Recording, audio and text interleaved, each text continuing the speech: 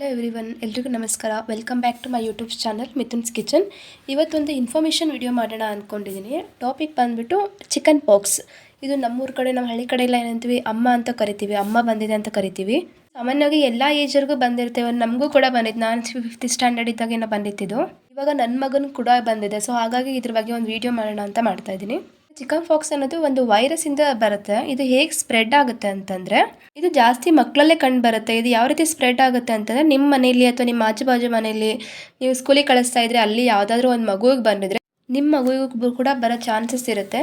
ಇದು just touch ಮಾಡಿದ್ರೆ ಅವ್ರ ಜೊತೆ ನಾವಿದ್ದಾಗ ಆ್ಯಂಡ್ ಗಾಳಿಯಿಂದ ಕೂಡ ಬರೋ ಚಾನ್ಸ್ ಇದೆ. ಇದು ಬಂದ್ಬಿಟ್ಟು ಇಮ್ಯುನಿಟಿ ಪವರ್ ಕಡಿಮೆ ಇದ್ರೆ ಬೇಗ ಹರಡ್ಕೊಂಡ್ಬಿಡುತ್ತೆ. ಇದು ಸ್ಟಾರ್ಟಿಂಗ್ ಬಂದಿರೋದು ಗೊತ್ತಾಗಲ್ಲ ಯಾವ ಥರ ಬರುತ್ತೆ ಅಂದರೆ, ಫಸ್ಟು ಜ್ವರ ಬರುತ್ತೆ. ಸೊ ನನ್ನ ಮಗನಿಗೂ ಕೂಡ ಅಷ್ಟೇ, ಫಸ್ಟು ಜ್ವರ ಬಂದಿದ್ದು. ಜ್ವರ ಬಂದು ನೆಕ್ಸ್ಟ್ ಡೇನೇ ಇವನಿಗೆ ಚಿಕನ್ ಪಾಕ್ಸ್ ಸ್ಟಾರ್ಟ್ ಆಗಿದ್ದು.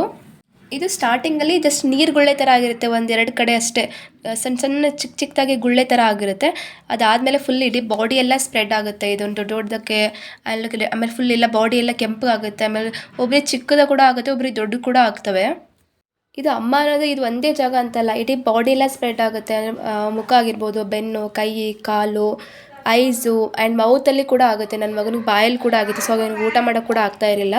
ಇದು ಬಂದಾದಮೇಲೆ ಜಾಸ್ತಿ ಕೆರೆತ ಜಾಸ್ತಿ ಇರುತ್ತೆ. ಇದು ಫುಲ್ ಬಾಡಿ ಎಲ್ಲ ಕೆರೆತ ಜಾಸ್ತಿ ಇರುತ್ತೆ. ಫೀವರ್ ಜಾಸ್ತಿ ಆಗುತ್ತೆ. ಆಮೇಲೆ ಹೊಟ್ಟೆ ನೋವು ಬರುತ್ತೆ, ಗಂಟ್ಲು ನೋವು ಬರುತ್ತೆ, ಕಾಲು ನೋವು ಬರುತ್ತೆ.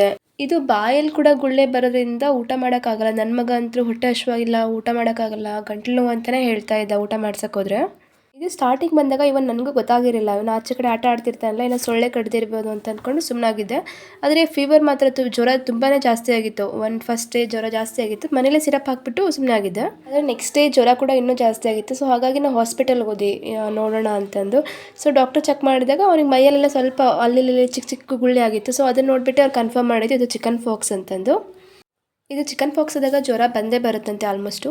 ನಮಗೆ ಚಿಕನ್ ಪಾಕ್ಸಿಗೆ ಸಪ್ರೇಟಾಗಿ ಮೆಡಿಕೇಷನ್ ಏನೂ ಇಲ್ಲ ಅಂತ ಅಂದ್ಬಿಟ್ಟು ಮೆಡಿಸಿನ್ ಏನು ಕೊಟ್ಟಿರಲಿಲ್ಲ. ಜಸ್ಟ್ ಅವನಿಗೆ ಜ್ವರ ಮತ್ತು ಕೋಲ್ಡ್ ಆಗಿದೆ ಅಂತ ಅದಕ್ಕೆ ಸಿರಪ್ ಕೊಟ್ಟಿದ್ದರು. ಅದ್ರ ಜೊತೆಗೆ ಒಂದು ಆ್ಯಂಟಿಬಯೋಟಿಕ್ ಸಿರಪ್ ಕೊಟ್ಟಿದ್ದರು ಆ್ಯಂಡ್ ಅದ್ರ ಜೊತೆಗೆ ವಿಟಾಮಿನ್ ಸಿರಪ್ ಒಂದು ಕೊಟ್ಟಿದ್ದರು. ಆ್ಯಂಡ್ ಇದು ಕೆರೆತ ಜಾಸ್ತಿ ಇರುತ್ತೆ ಅಂತ ಅಂದ್ಬಿಟ್ಟು ಡರ್ಮ್ಯಾಂಡ್ಯೂ ಲೋಷನ್ ಕೊಟ್ಟಿದ್ರು. ಇದು 3 ಟೈಮ್ಸ್, ಒಂದು ದಿನದಲ್ಲಿ 3 ಟೈಮ್ಸ್ ಅಪ್ಲೈ ಮಾಡಿ, ಮಾರ್ನಿಂಗ್, ಆಫ್ಟರ್ನೂನ್ ಆ್ಯಂಡ್ ಈವ್ನಿಂಗ್ ಅಂತಂದು. ಸೊ ನಾನು ಜಾಸ್ತಿ ಮಾರ್ನಿಂಗ್ ಆಫ್ಟರ್ನೂನ್ ಅಪ್ಲೈ ಮಾಡ್ತಾ ಇರಲಿಲ್ಲ, ನೈಟ್ ಅಷ್ಟೇ ಅಪ್ಲೈ ಮಾಡ್ತಾ ಇದ್ದೆ ಮಲ್ಕೊಳ್ಬೇಕಾದ್ರೆ.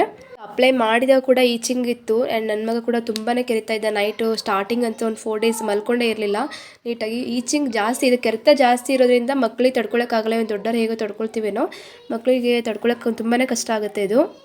ಇದು ನಮ್ಮೂರ ಕಡೆ ಏನು ಮಾಡ್ತೀವಿ, ನಾವು ಬೇವಿನ ಸೊಪ್ಪು ಹಚ್ತೀವಿ. ಬೇವಿನ ಸೊಪ್ಪು ಮತ್ತು ಟರ್ಮರಿಕ್, ಅರಿಶಿನ ಮತ್ತು ಕೊಕೊನಟ್ ಆಯಿಲ್ಸ್ ಮಿಕ್ಸ್ ಮಾಡಿಬಿಟ್ಟು, ಬೇವಿನ ಸೊಪ್ಪನ್ನ ಸಣ್ಣಗೆ ಅರೆದ್ಬಿಟ್ಟು ಇದನ್ನು ಮಿಕ್ಸ್ ಮಾಡಿ ಕೊಕೊನಟ್ ಆಯಿಲ್ ಮತ್ತು ಟರ್ಮರಿಕ್ ಸೇರಿ ಇಡೀ ಫುಲ್ ಬಾಡಿ ಎಲ್ಲ ಅಪ್ಲೈ ಮಾಡ್ತೀವಿ. ಎಲ್ಲೆಲ್ಲ ಆಗಿರುತ್ತಲ್ಲ ಇದು ಅಮ್ಮ ಅನ್ನೋದು ಎಲ್ಲ ಕಡೆ ಅಪ್ಲೈ ಮಾಡ್ತೀವಿ. ನನಗೂ ಕೂಡ ಇಲ್ಲಿ ಬೆಂಗಳೂರಲ್ಲಿ ಬೇವಿನ ಸೊಪ್ಪು ಸಿಕ್ಕಿತ್ತು, ಇಲ್ಲಿ ಬನಶಂಕರಿ ಟೆಂಪಲ್ ಹತ್ರ ಸಿಕ್ಕಿತ್ತು. ಸೊ ಅಲ್ಲಿಂದ ತೊಗೊಂಡು ಬಂದುಬಿಟ್ಟು ಅದನ್ನು ವಾಶ್ ಮಾಡಿ ಮಿಕ್ಸಿ ಹಾಕ್ಕೊಂಡಿದ್ದೆ. ಅದು ಸಣ್ಣಗೆ ರುಬ್ಕೊಳ್ಳಿ ಮಿಕ್ಸಿಗೆ. ಸೊ ಮಿಕ್ಸಿ ಹಾಕೊಂಡ್ಬಿಟ್ಟು ನಾನು ಅದನ್ನು ಸ್ವಲ್ಪ ಬಿಸಿ ಮಾಡ್ಕೊಂಡಿದ್ದೆ. ಯಾಕಂದರೆ ಫಸ್ಟ್ ಡೇ ಹಚ್ಚಿದಾಗ ನನ್ನ ಮಗ ಕಣ್ಣುರಿ ತುಂಬ ಉರಿ ಅಂತ ಹೇಳೋಣಿದ್ದು. ಆ್ಯಕ್ಚುಲಿ ತಂಪಂತೆ, ಆದರೆ ಅವನಿಗೆ ಉರಿಯೂ ಆಗ್ತಾಯಿತ್ತು. ಅದಕ್ಕೆ ಸೆಕೆಂಡ್ ಡೇ ನಾನು ಏನು ಮಾಡಿದೆ, ಸ್ವಲ್ಪ ಲೈಟಾಗಿ ಬಿಸಿ ಮಾಡ್ಕೊಂಡ್ಬಿಟ್ಟು ಇಡೀ ಬಾಡಿ ಎಲ್ಲ ಹಚ್ಚಿದೆ. ಇದನ್ನು ಹಚ್ಚಿ ಒಂದು 20 ನಿಮಿಷ ಬಿಡಿ, ಅದು ಆರೋವರೆಗೂ. ಫುಲ್ ಅದು ಆರಿದ ಮೇಲೆ ಸ್ವಲ್ಪ ಲೈಟ್ ಬಿಸಿ ಇರೋ ನೀರಿಂದ ಸ್ನಾನ ಮಾಡಿಸಿ ಫುಲ್ಲು. ಇದನ್ನು ಒಂದು 4 ದಿವಸ ಇದೇ ರಿಪೀಟ್ ಮಾಡಿ ಅಂದರೆ ಹಚ್ಬಿಟ್ಟು ಸ್ನಾನ ಮಾಡಿಸಿದ್ವಿ. ಅದಾದಮೇಲೆ ಅದೆಲ್ಲ ಏನಾಗುತ್ತೆ, ಕಪ್ಪಾಗ್ತದೆ, ಅಮ್ಮ ಎಲ್ಲ ಕಪ್ಪಾಗ್ತವೆ. ಆಮೇಲೆ ಇದು ಬಾಡಿ ಮೇಲೆಲ್ಲ ಕಲೆ ಹಾಗೇ ಇರುತ್ತೆ, ಒಂದೇ ಸಲ ಕಲೆ ಹೋಗಲ್ಲ. ಆದರೆ ಸ್ವಲ್ಪ ಟೈಮ್ ತೊಗೊಂಡ್ಬಿಟ್ಟು ಅದು ಕಲೆ ಎಲ್ಲ ಹೋಗಿ ನಮ್ಮ ಬಾಡಿ ಸ್ಕಿನ್ ಮೊದಲು ಯಾವ ಥರ ಐತಲ್ಲ, ಸೊ ಅದೇ ಥರನೇ ಆಗುತ್ತೆ. ಇದು ಚಿಕನ್ ಪಾಕ್ಸ್ ನಮ್ಮ ಮಕ್ಕಳಿಗೆ ಬರಬಾರ್ದು ಅಂತಂದರೆ ಇದೊಂದು ವ್ಯಾಕ್ಸಿನೇಷನ್ ಕೊಡಬೇಕಂತೆ. ಇದು ಚಿಕನ್ ಪಾಕ್ಸ್ ಬಂದಾದಮೇಲೆ ವ್ಯಾಕ್ಸಿನೇಷನ್ ಕೊಡಲ್ಲ. ಇದು ಹುಟ್ಟಿದ ಮಗು 15ರಿಂದ 18 ತಿಂಗಳೊಳಗಡೆ ಏನಿರುತ್ತಲ್ಲ, ಸೊ ಆವಾಗ ಇದನ್ನು ವ್ಯಾಕ್ಸಿನೇಷನ್ ಕೊಡ್ತಾರಂತೆ. ಹಾಗಾಗಿ ನೀವು ನಿಮ್ಮ ಮನೇಲಿ ಯಾರಾದ್ರು ಮಕ್ಕಳಿದ್ರೆ ಚಿಕನ್ ಪಾಕ್ಸ್ ವ್ಯಾಕ್ಸಿನೇಷನ್ ಕೊಡಿಸಿ. ಇದು ವ್ಯಾಕ್ಸಿನ್ ಕೊಡೋದ್ರಿಂದ ಸೊ ಇದು ಚಿಕನ್ ಪಾಕ್ಸ್ ಅನ್ನೋದು ಬರದೇ ಇರೋ ಹಾಗೆ ನೋಡ್ಕೊಳ್ಬೋದು. ಸೊ ಹೋಪ್ ಈ ವಿಡಿಯೋ ಇಷ್ಟ ಆಗಿದೆ ಅನ್ಕೋತೀನಿ. ಈ ವಿಡಿಯೋ ಇಷ್ಟ ಆದರೆ ಲೈಕ್ ಮಾಡಿ, ಶೇರ್ ಮಾಡಿ ಆ್ಯಂಡ್ ಸಬ್ಸ್ಕ್ರೈಬ್ ಮಾಡ್ಕೊಳ್ಳಿ.